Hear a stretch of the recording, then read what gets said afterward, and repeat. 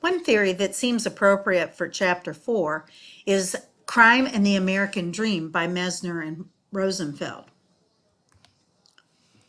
They believe that there are certain values in American society that really have become dominant in how people see themselves.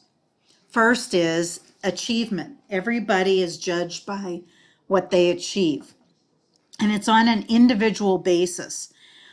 So it's all about the individual and not about the community. So if the individual doesn't achieve, then we tend to blame that person for their own lack of achievement.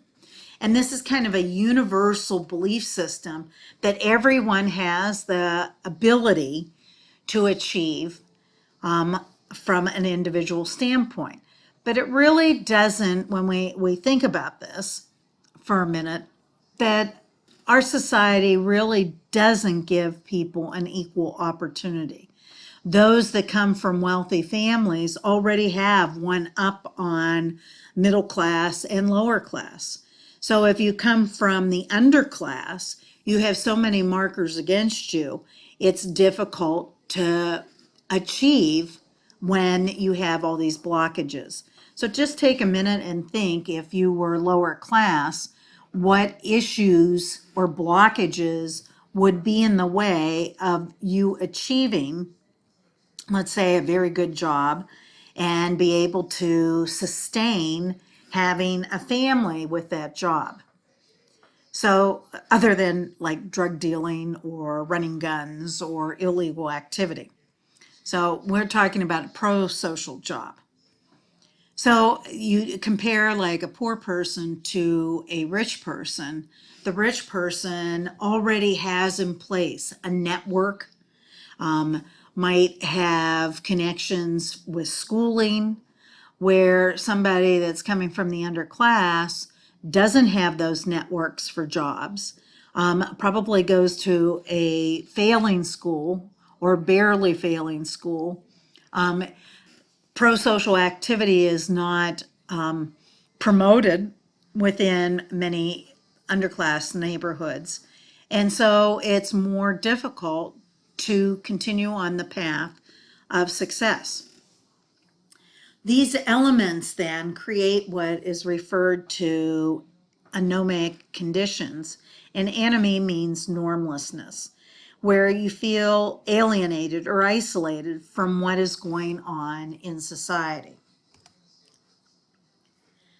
One of the bigger effects is that these values that we hold then really weaken the other social institutions that are supposed to be the building blocks within society.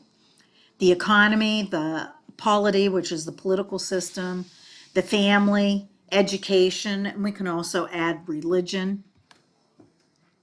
So some indicators, according to the authors, of economic dominance is where we devalue non-economic institutional functions and roles.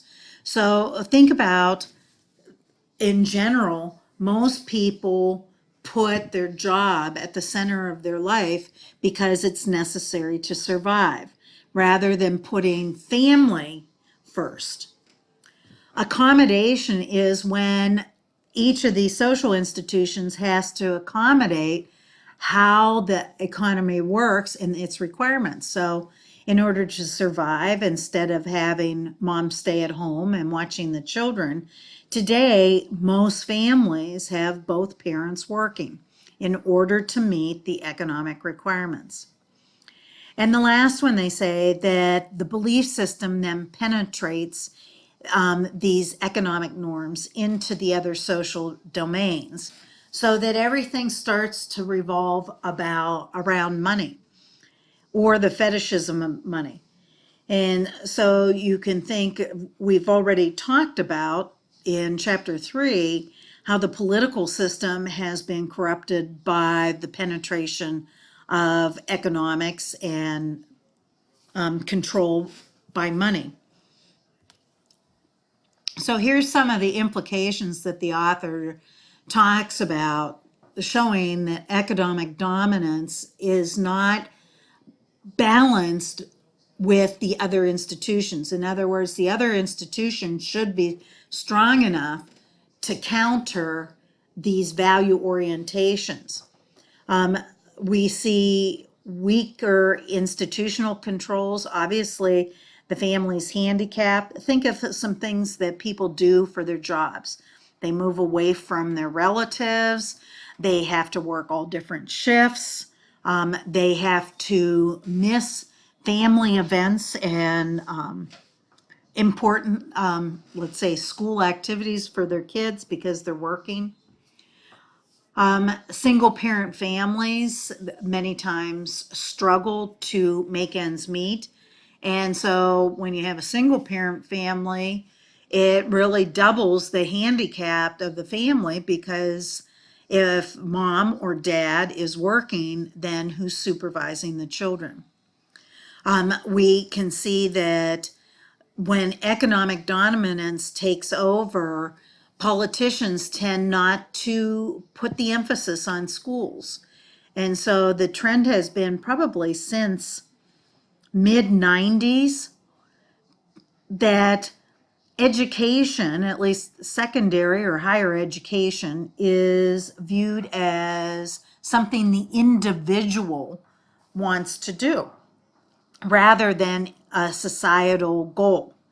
And so we have seen since probably 1998 and on, the increasing in the cost of going to college because state and federal have cut back on the funding that they provide for public institutions. So just to give you an idea how things have changed, when I got my doctorate, I went to Arizona State and I paid $55 a credit for doctoral classes.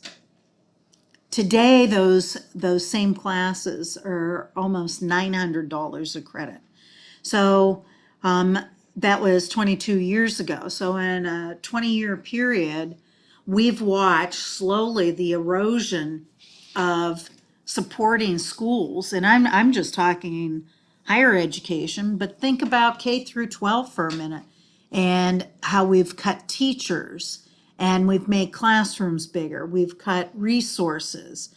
The problem when you start cutting taxes, yeah, everybody wants more money in their paychecks, but you give up stuff. And one of the things that you're giving up is the support for the very things that move your society forward. And one of those is schools. Weak institutions then invite challenge. And the authors talk about this, that the weaker you make the family and its influence, or the weaker that you make school influence, or even religion, then the economic dominance takes over and you're devaluing everything that life kind of stands for. We've already talked about that the political system is now controlled by those with money. And I'm sure that they don't even think that that's then stripping away the democratic process for the majority of people. Religion has been devalued and now is only a peripheral influence. This is something that we talk about in the master's class a lot, that it used to be that churches in lower class neighborhoods had a huge role in promoting pro-social behavior. And there are some churches that are very active, but many of the churches have not been as active in helping those that are less fortunate.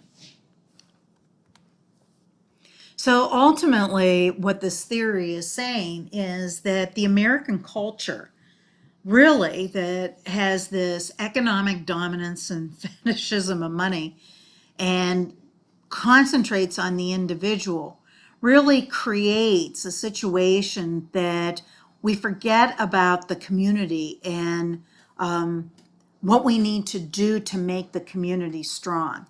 And ultimately, not everybody can achieve this American dream. And many people feel that they're on the outside. So this increases crime rates. And it can be all different kinds of crime rates. One of the things that we have seen a rise in is mass shootings. And a lot of times people will say, well, they had mental health problems.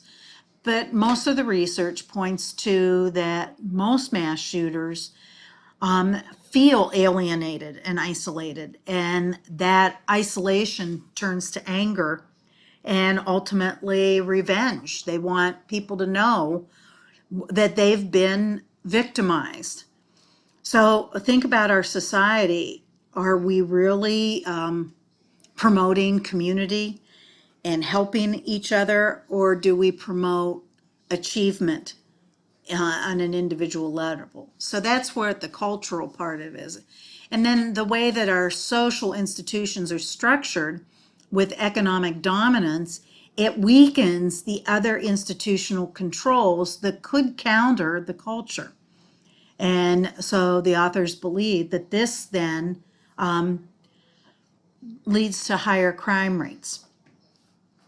So think about this as you read, do your readings and the assignments for this chapter.